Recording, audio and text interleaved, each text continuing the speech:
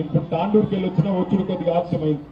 మరి మీరు ఎక్కడున్నారో మా ఆడబిడ్డలు, అదేవిధంగా టీవీలలో చూస్తున్న మా ఆడబిడ్డలు ఒక్కసారి ఒక ప్రశ్నకు సమాధానం చెప్పాలి.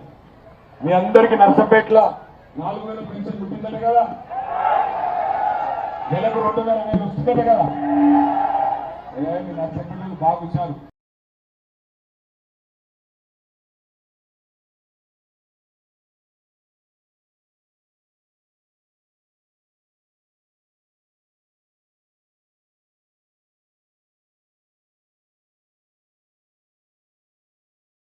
$2,500 రాలే, 4000 పెన్షన్ రాలే, స్కూటర్లు రాలే, స్కూటీలు నిజంగా రాలేదా?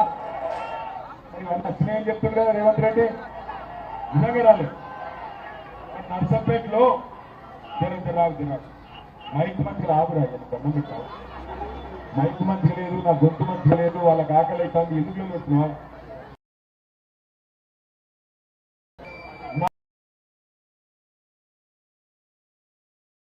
కోడలకు 2,500 అత్తకు 4,000, కోడలకు 2,500 అన్నాడా మాధవరెడ్డి? 6 గ్యారంటీలు అన్నాడా? ఏమన్నా వచ్చిందా బుడ్డ పైసా? రాలేదు. 2 ఏళ్ళు అయిపోయింది, 2 ఏళ్ళ మీద 2 ఏళ్ళు అయింది, రాలేదు. ఓకే, నిన్నటితో సరిగ్గా 2 ఏళ్ళ 2 ఏళ్ళు ఉండింది, 3వ నెలలో పడ్డం. ఓకే, అది రాలే. పోనీ బతుకమ్మ సీన్ వచ్చిందా? బతుకమ్మ సీన్ కూడా రాలేదా? రంజాన్ తోఫా కూడా రాలే. క్రిస్మస్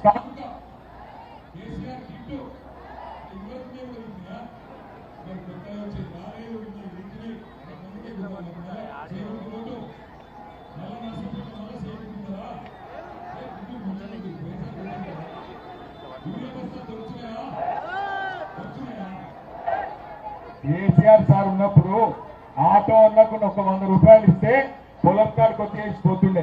ఇవాళ యూరియా బస్ అన్న దొరుకుతుంది ఆఖరికి. ఫిబ్రవరి 8వ తారీఖు ఈరోజు, ఫిబ్రవరి 8 రైతు బంధు పడ్డదా? మరి ఏది లేకుండా మళ్ళీ సిగ్గు లేకుండా వాళ్ళకి సిగ్గులేదు. రేవంత్ రెడ్డి పచ్చి దొంగవాడు, వానికి సిగ్గులేదు. మరి మనకన్నా ఉండాలి కదా. మళ్ళీ వాళ్ళని నమ్మేందుకు ఆలోచిస్తుంది.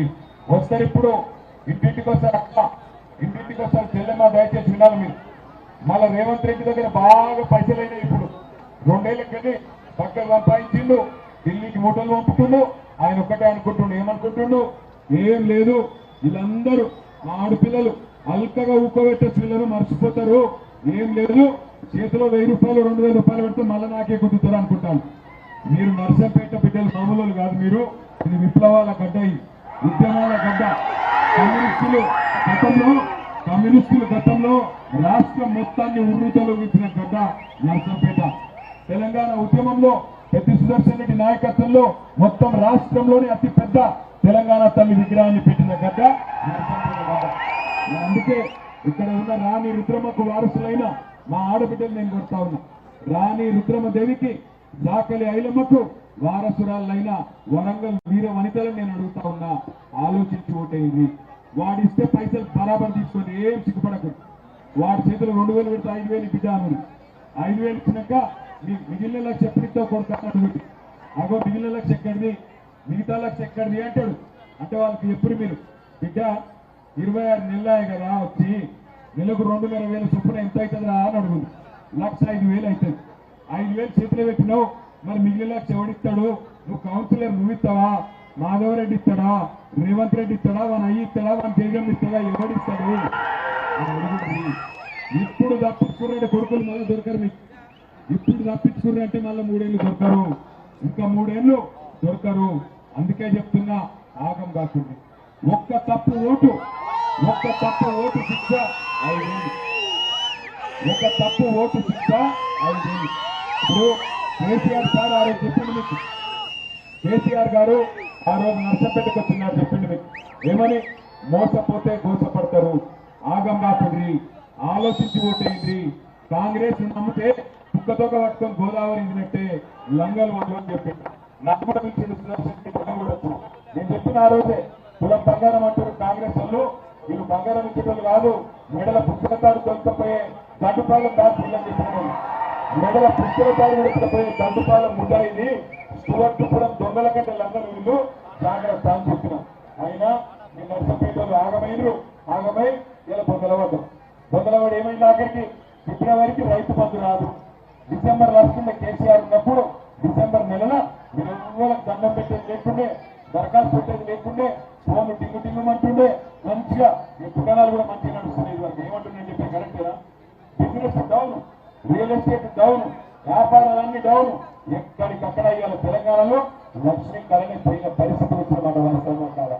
ఇంకొక మాట ఒక్కసారి యాడ్ చేసుకోండి. తులం బంగారం అన్నాడు. ఆఖరికి ఏం చేసింది ఎరికేనా?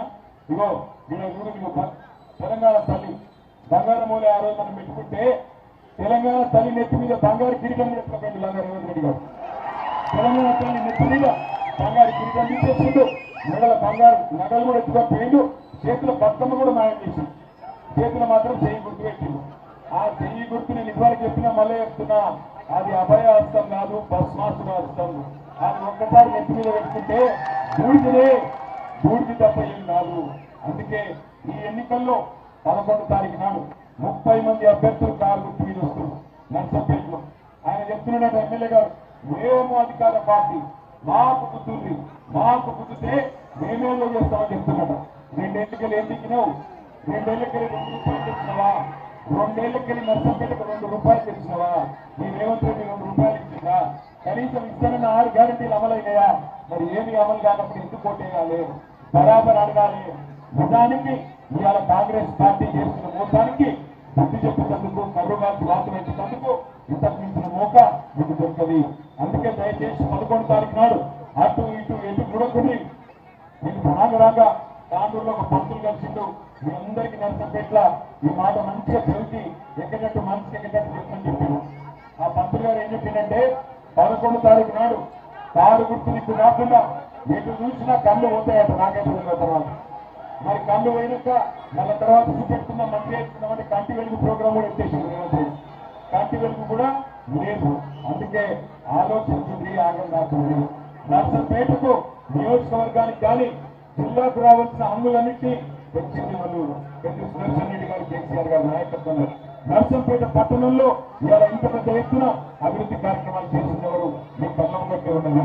మరి అన్ని చేసిన కేసీఆర్ కు ఓటేద్దామా, ఎగబెట్టిన రేవంత్ రెడ్డి ఓటేద్దామా? దయచేసి ఆలోచించండి, ఆగం కాకండి. ఇప్పటికే బాగా ఆలస్యమని నాకు తెలుసు. ఒక్కసారి కారు గుర్తు కొట్టే పరిస్థితి రావట్లేదు. అందరూ